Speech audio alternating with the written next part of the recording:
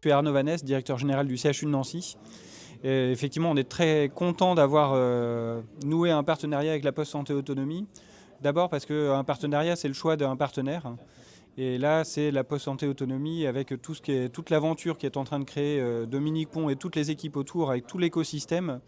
Moi, je connais Dominique Pont depuis un certain nombre d'années. Je sais qu'il a un track record qui plaide en sa faveur et qui dit qu'il a une vista, qu'il a la capacité de construire cette vista et d'aller s'entourer et de construire. Et ça, cet écosystème-là, moi, j'avais fait le pari en voyant son arrivée à la Poste Santé Autonomie qu'il aurait, à 3 ans, 5 ans, constitué un acteur majeur. Et ça, j'en suis convaincu. L'IA, c'est quelque chose qui va nous apporter beaucoup, nous, en termes de recherche médicale, et puis dans tous nos processus à l'hôpital, comme dans tous les secteurs économiques, et comme dans notre vie quotidienne. Après, c'est un enjeu qui a un impact financier. Il y a des infrastructures, il y a du manpower très qualifié. Donc c'est normal. Après, ça suppose d'être très sélectif, c'est-à-dire regarder quelle plus-value on cherche à avoir. Et puis ça suppose aussi de choisir le bon partenaire. Et donc là, c'est pour ça aussi que pour nous, de partir avec la Poste Santé Autonomie, c'était très important. Et encore une fois, avec tout ce qu'apporte la Poste Santé Autonomie, moi c'est ça que je trouve extraordinaire dans la vista qui est posée par Dominique et toutes les équipes, c'est notamment l'aspect d'Alvia.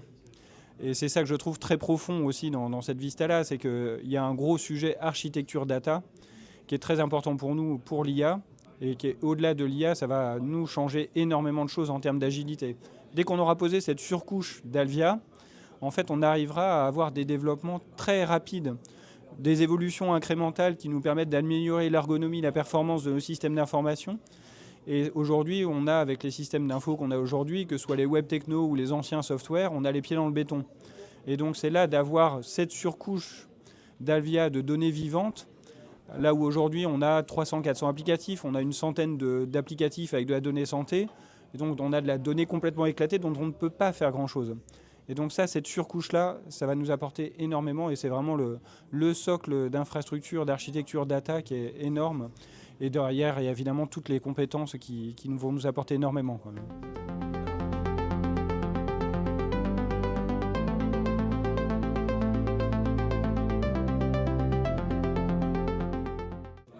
Alors je vais en citer une, mais elle est majeure. C'est la première, mais elle est majeure, c'est une grande marche. C'est le LLM institutionnel. Aujourd'hui, juste pour vous donner des données très concrètes, au CHU de Nancy, donc avec les données du mois d'août, on a regardé toutes les connexions des IP du CHU avec des LLM de type ChatGPT, le chat, etc. 440 000 connexions. On est 9 500 personnels au CHU. Il y a presque un tiers des connexions qui sont des internes, qui du coup vont mettre l'anamnèse du patient, les principales données, hop, de l'imagerie, de la biologie. Qu'est-ce que tu en penses en termes de diagnostic, de prise en charge, prescription, etc. Et ça part. Dans un environnement, donc 60% chez ChatGPT, là dans les 440 000 du mois d'août, qui est encore un mois assez soft en termes d'activité. Et ça, c'est donc quelque chose qui n'est absolument pas sécurisé.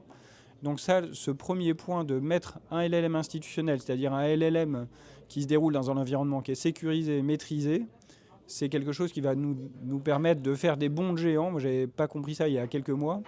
Mais déjà, ça a donné un outil que tout le monde pourra utiliser avec un outil performant.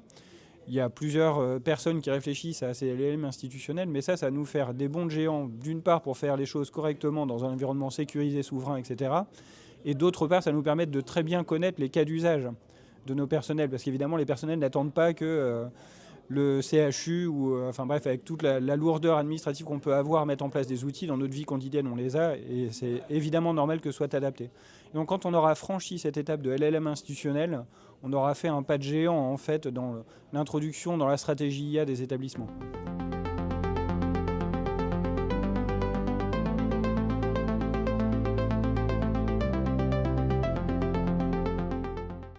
Ah, c'est déjà une réalité quand on voit, moi, le truc qui m'a vraiment donné un gros vertige, c'est en voyant le nombre de paramètres de ChatGPT, le 1, le 2, le 3, le 4 et puis le 5, où on voit que ça va être un tsunami. Enfin, c'est quelque chose, déjà avec le 3, on voit ce que ça fait dans nos vies quotidiennes. Le 5, bon, avec tout ce qu'il y a de vidéos, etc. Mais enfin, ça va être un tsunami. Donc en fait, c'est maintenant que ça se passe et pas plus tard.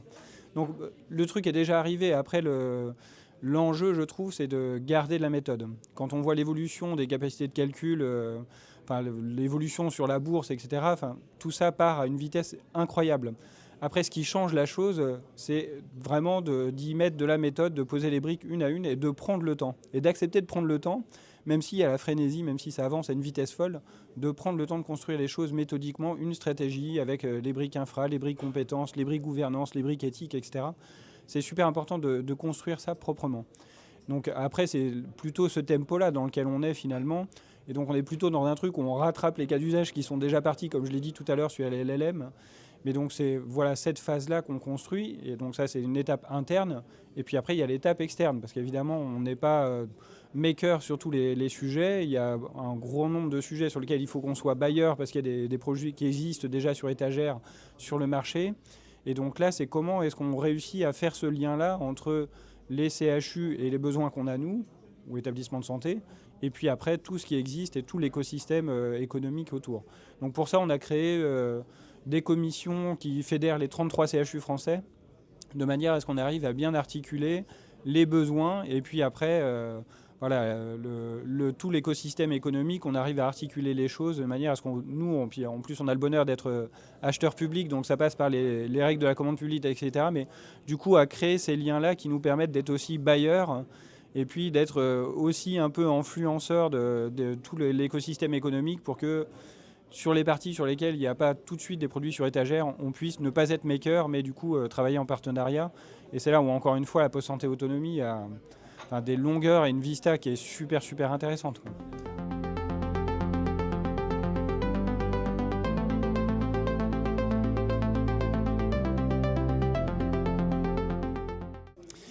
Ouais, c'est super important parce que quand on regarde la compétition mondiale, ça va à la fois super vite et à la fois ça reste la vitesse des projets. Un projet de recherche, c'est 10 ans, 15 ans.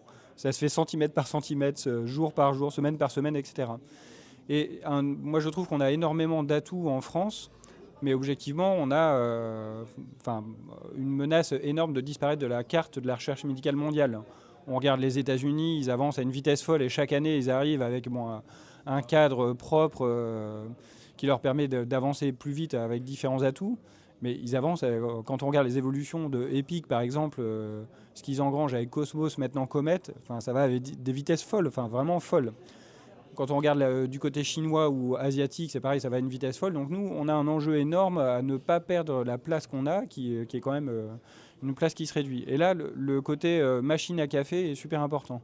Nous, quand on regarde juste sur l'écosystème de Nancy, on a pas mal de startups, beaucoup qui sont originaires du CNRS, qui a pour le coup une vraie structure pour faire de la maturation, du développement économique à partir de travaux de recherche, qui est un truc remarquable.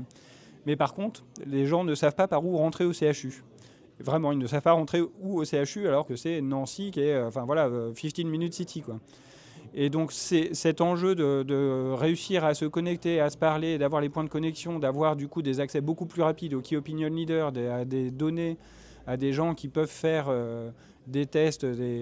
Ça c'est un truc qui est vraiment énorme, qui est normalement notre atout à nous Français, parce qu'on est un petit pays entre guillemets, quoi. Donc c'est pour ça que ces rencontres, elles sont super importantes pour qu'on puisse avoir ces points de connexion et puis s'aider les uns les autres. Et encore une fois, on a besoin dans le système santé de tous, que ce soit les établissements, les partenaires industriels, économiques et puis les startups qui sont évidemment toute la jouvence qui nous apporte la dynamique, quoi.